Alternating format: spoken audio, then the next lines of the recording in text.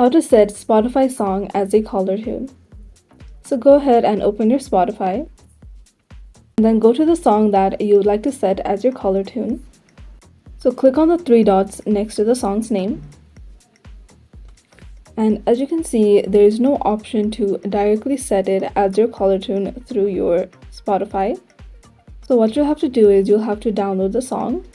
So to download the individual song, go ahead and click on Add to Playlist and create new playlist. So you can just type anything and then click on Create.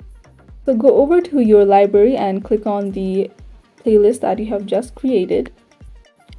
So to download the song, you'll have to have a premium account, and if you do, you'll see the download icon. And all you have to do is click on it, and then the song will be downloaded on your phone.